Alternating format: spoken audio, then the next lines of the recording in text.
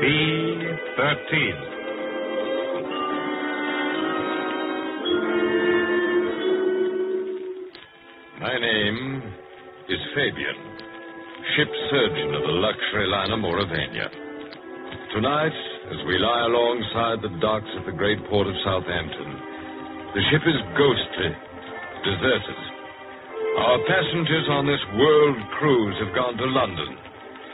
And as I sit here in my cabin, B-13, I'm reminded how the tides and storms of 1,000 voyages have wrought nothing more strange, more sinister than man's desire for adventure in the strange ports and lands we touch. I remember Bill and Brenda Leslie. It was years ago before the war, and the effect on their characters of the mortal terror that overtook them in London. CBS brings you John Dickson Carr's famous Dr. Fabian, ship surgeon, world traveler, and host in Cabin B-13 for strange and incredible tales of mystery and murder, directed by John Dietz.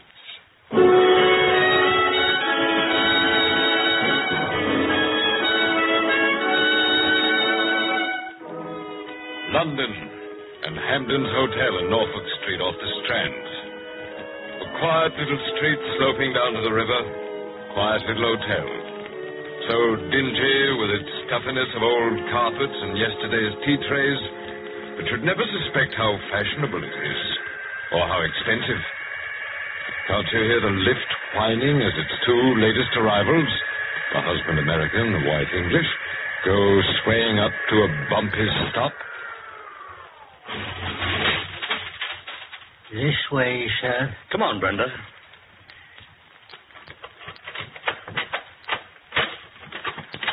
Will there be anything else, sir? That's all, thanks. Oh, wait a minute. Yes.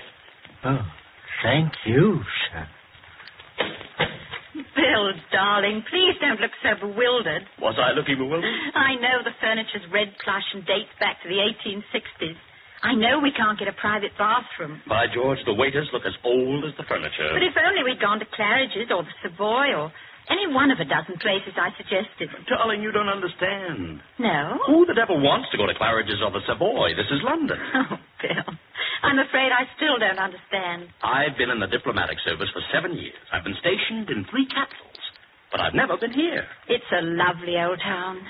Oh, it's home. It's home to me, too, in a way. It's put a spell on my imagination ever since I was a boy so high. Sherlock Holmes, Dr. Fu Manchu, hansom cabs rattling through the fog. Darling, you don't think we'd still ride about in hansoms. No, but it's the spirit of the thing. Here, look out of this window. Yes? Gray and black buildings. Twilight coming down. And yes, look down there. Where? I don't see anything. It's one of your famous barrel organs. Here, let's have the window on. It's under our windows, Brenda. What's the tune, dear? Do you know it? Oh, something about she was a lassie from Lancashire. It's a very old one. But it's right, don't you see? Everything's right. And if I crane out of the window sideways like this, I can see down to the river. That's where the bodies fall off walls and the police launches go out. Oh, Bill, please listen to me. Yes? Put your arms around me. Look down at me. There. I have a funny face. I admit I have a funny face. I love you terribly, Bill. I don't mean any words like very much or a lot. Just silly and terribly. But of all the romantic Americans I've ever met, you have the most absurd and fantastic ideas about England. You don't really expect to find Scotland Yard men in bowler hats trailing you every step. Now, do you? That wasn't the point, Brenda. I only When you said think about it, just remember the barrel organ. Safe, stodgy, comfortable.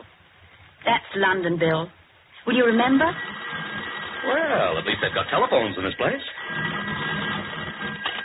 Hello? Mr. William Leslie? Yes, speaking.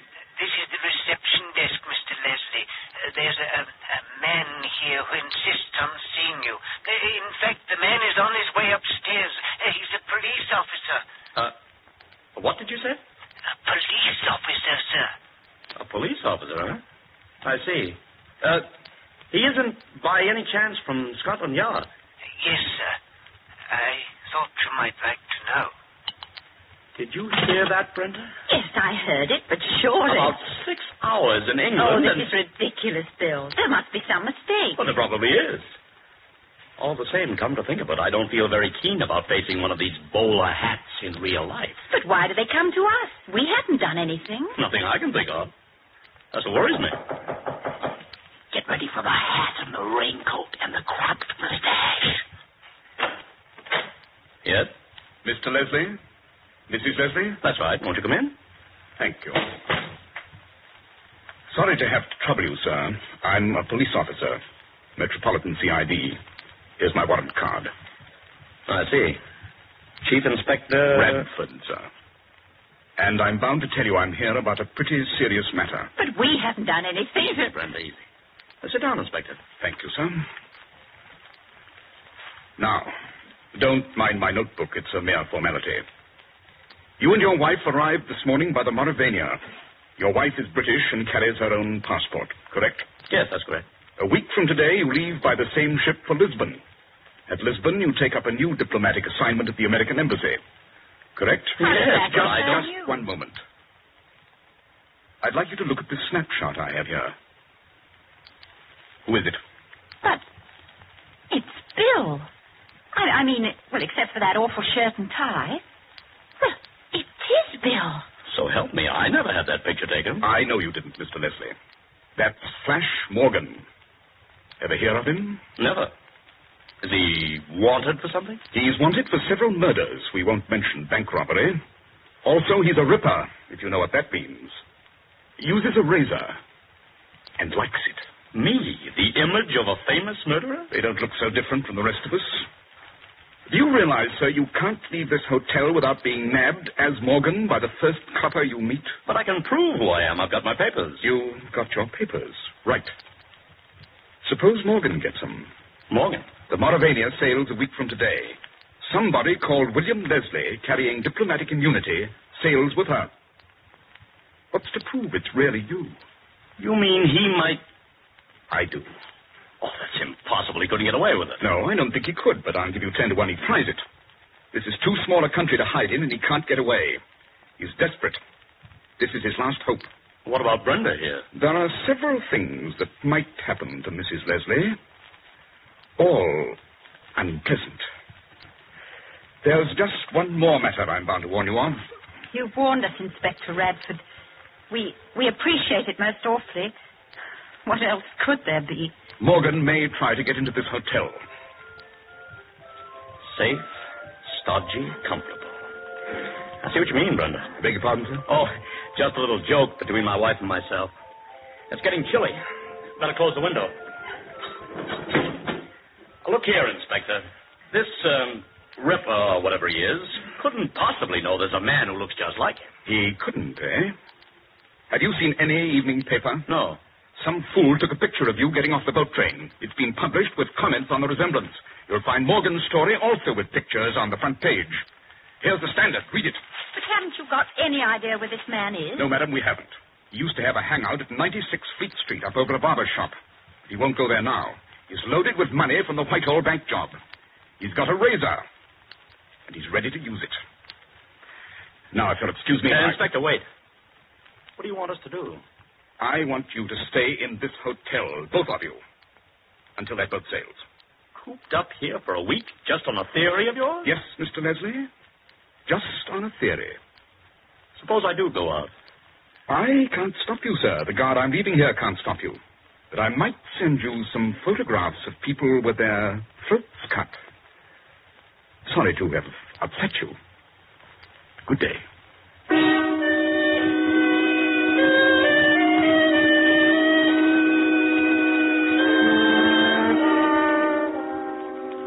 Hardly any change yet in the purplish-white tinge of early evening.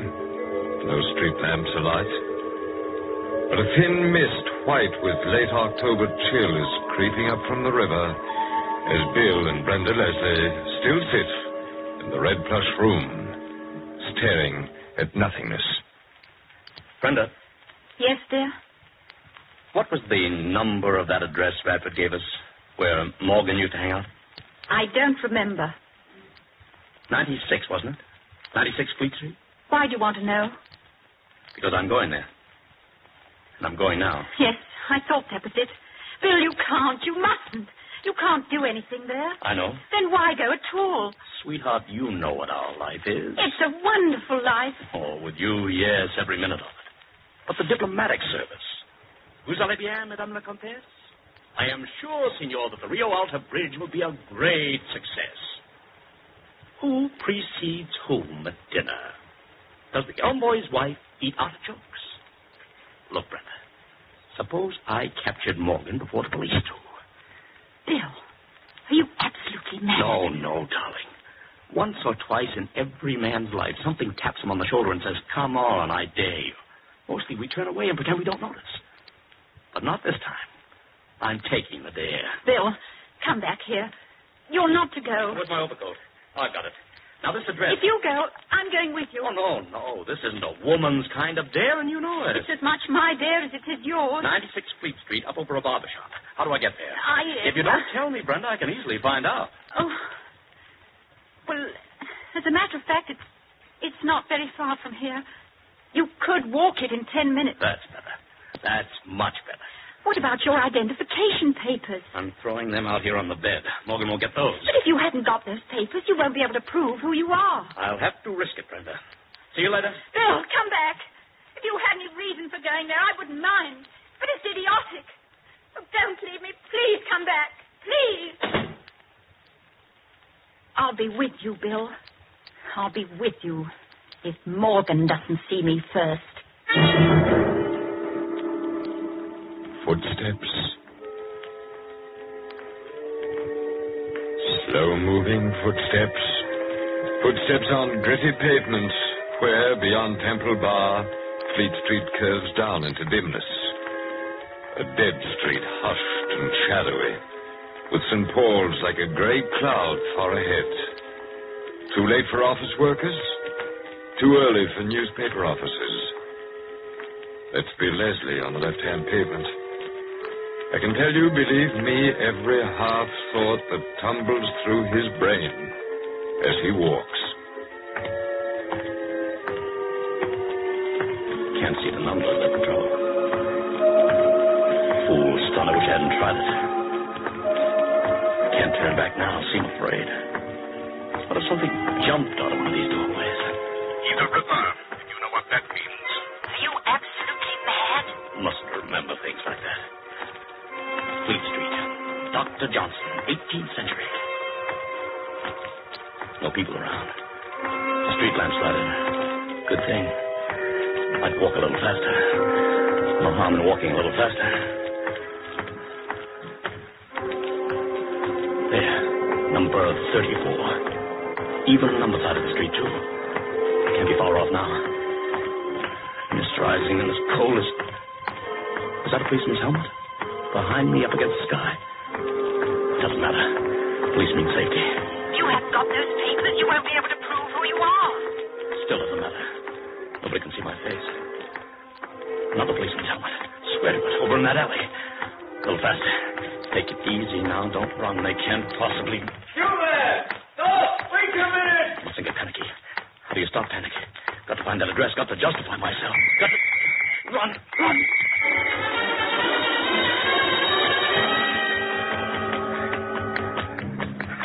96.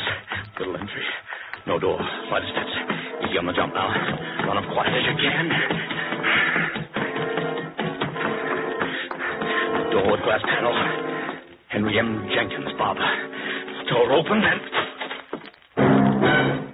A large room, perhaps not too clean, with a cork floor giving back no sound. Facing you, a window. On your left, another door. On your right, a wall of mirrors with two white barber chairs. This is what Bill Leslie sees amid a gleam of mirrors and a thick odor of hair tonic. On a white stool sits a little old man with yellow-white hair and a reddish nose, peering up from a paper with cockney friendliness. Why, I beg your pardon. I didn't mean to crash in like this. Not a bit of it, sir. Nobody here, sir. Let you come up any way you like. I've come about something important. Oh, I want a shave, please. And I'll just close this door. Shave, sir? Very good, sir. If you'll just come over here. That's it. Your overcoat, sir. Allow me. Oh, thanks. And in this chair, please. Now, we'll just whip out the cloth and round your neck it goes. Oh, wait a minute. Don't tilt me backwards yet. Are you Mr. Jenkins? Now, that, sir, is what I call a real honor. What's so funny about it? Sorry, sir, it's only a joke. My name is Jenkins, and that's a fact. But mostly the gentlemen call me Old Scratch. Old Scratch? Oh, not in a religious way. Lummy, I should hope not. With me, a chapel goer for 40 years, and a teetotaler so's me hand wouldn't shake. Excuse me, sir. Mix the lather. No, sir, it's only a joke. If they call me Old Scratch, or as it might be Old Nick, it's 'cause they know I won't nick 'em. Never miss with a razor, I don't. There now. Now we just tip the chair back. And I'll bet this lather I'm putting on is as comfortable as going home to tea and kippers on a night like this. It's remarkable, sir, how comfortable... Here, sir. What is it? What's wrong? We're trying to signal you, that's all. Hey? Keep on lathering. Don't speak any louder than I do. What is it, sir? What's up? Flash Morgan has just come in. Who? Flash Morgan. But there's nobody here but you and me. Lift your head up and look. You didn't see him. You were looking at the shaving mug. I saw him come in by the door from the stairs when you moved the chair. You're sure you don't know who Morgan is? So help me, Harry, I don't. He's a killer. Wanted by the police. The police? Here now. I'll finish with the ladder and start shaving. But make it quick. Get a razor. Yes, sir. But that's it. Where's the bloke? Is he a blooming ghost? He didn't look at either of us. He didn't make a sound. I saw him in the mirror. He bolted the glass panel door on the inside. Look over and see if it isn't bolted. Yes, sir, it's bolted. He walked to a door at the back of this room. Behind me. Can you see it? Yes, sir. Of course I can see it. Where does that door lead? Upstairs? No, sir. There's no upstairs on this side of the house. But there's got to be. Morgan lived or had some friends. Don't move your chin like that. Keep your head where I put it. If you was looking for 96 proper, you must have seen the numbers in a bad light. Oh? That's under the arch and round the back, like a lot of these old houses. This is 96B. And where does the door lead? Only to a cupboard, sir. A big cupboard. Somebody's hiding there now. That's right. Morgan's there with his razor. That's the end of the shave, sir. I trust it's satisfactory. Hot towel, sir? Yes, thanks. Hot and steaming. Hang on to your nerve, Old Scratch. We'll get him in 2 minutes. Towel satisfactory, sir? I'm a peaceful man, Governor. I don't want no trouble. Now, listen. When you take the towel off, go to the shelf under the mirrors and mess around with the bottles. Ask me if I'd like some kind of lotion. And edge toward the glass door. When you get near it, run like blazes and yell for the police. The whole neighborhood's full of cops. Morgan will come out fighting when he hears you run. I'll pick up that high stool and try to hold him off. The cops didn't find me because they went to the wrong 96. That door behind you. Well? The knob's moving. Then we'll have to do it when I count 3. I can't, sir. I just ain't up to it. You can run, can't you? 1, 2, 3. Better stay where you are, both of you. Oh, well. What do I hear in Chief Inspector Radford? You do? Sorry to break the glass door, Old Scratch, but it seemed to be bolted on the inside. Yes, it is. In you go, boys. We may need several men here. Well, Inspector, don't you recognize me? I'm Bill Leslie. Yes, you probably are. Where's Morgan? He's in that cupboard over there. I don't want to handle him. Have your men got guns? We don't carry guns. Sergeant, Yes, sir. go over and guard that window. Davis, you stay here. I'll take the moss out of his nest. Right, sir. Coming out, Morgan? No? All right, have it your own way. I'm turning the knob and... Lord almighty. Find that blood, sir. It's Morgan, all right. But he won't give any trouble now. His throat's been cut. His throat's cut? But who? Curse it, Mr. Leslie. Why do you have to go and kill him?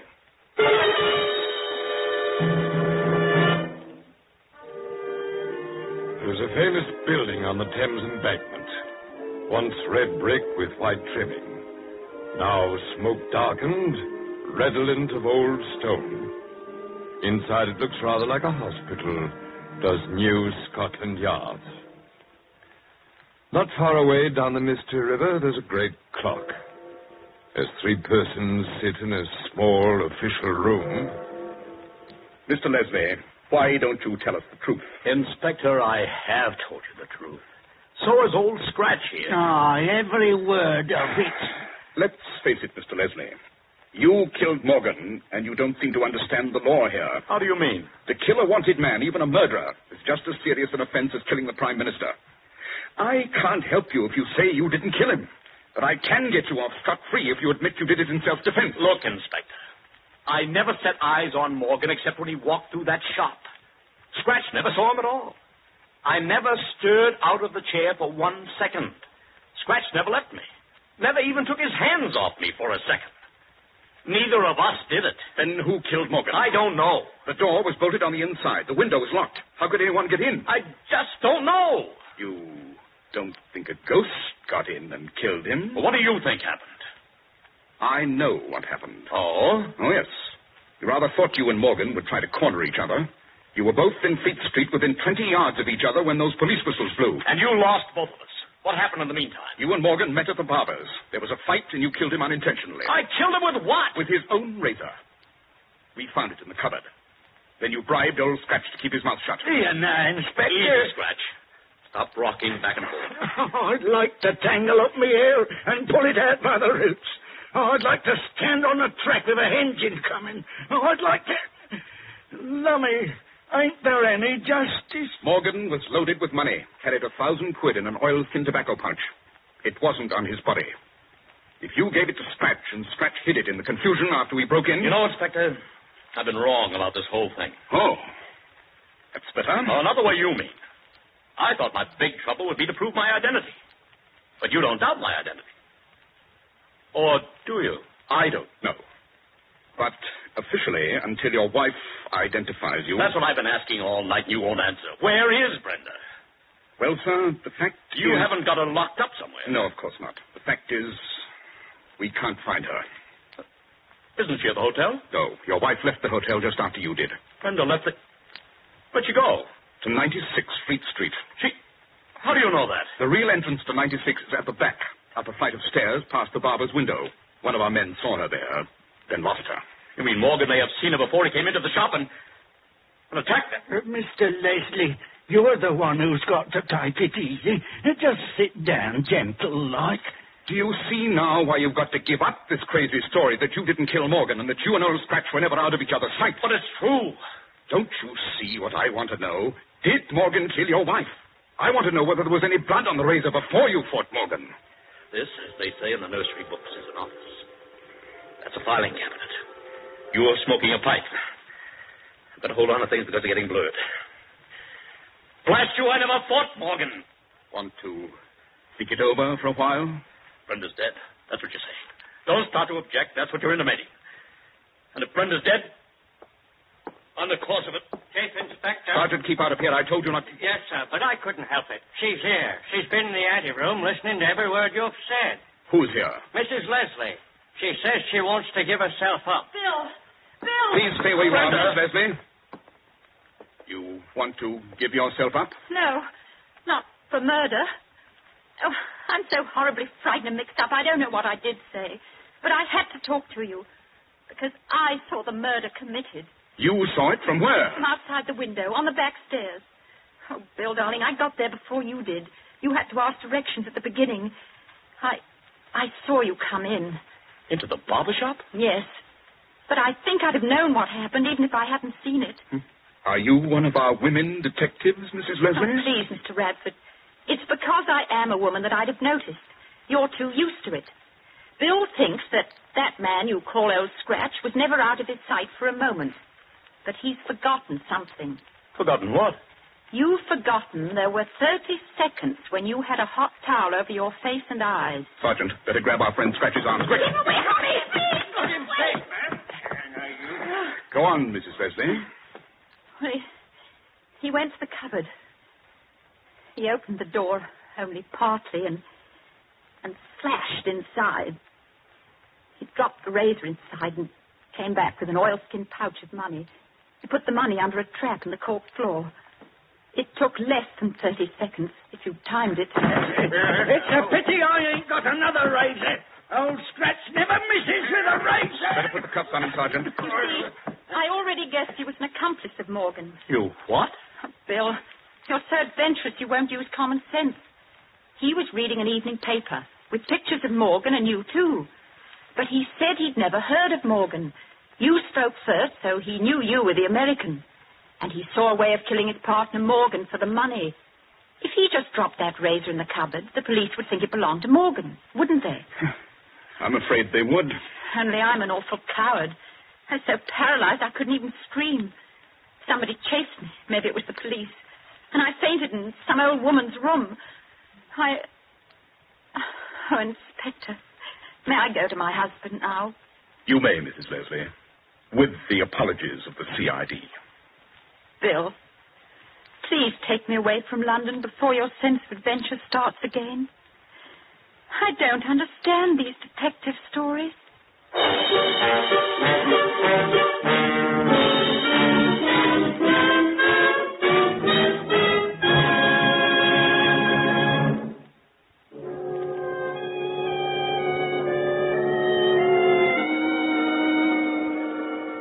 And so, in rather a pleasant vein, I end my story of the husband who sought trouble and the wife who got him out of it. And as I, Dr. Fabian, ship's surgeon of the Maurevania, sit here in my cabin, B-13, remembering this story, I wonder what other memories of strange and sinister happenings will come back as we touch at the other ports of our world cruise. I hope to greet you again next week in cabin B-13.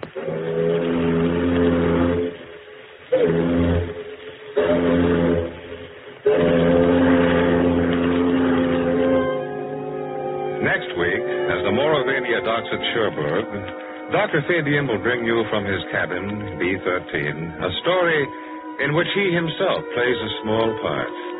A tale with not quite so pleasant an ending as tonight's. A strange adventure which he calls The Man Who Couldn't Be Photographed.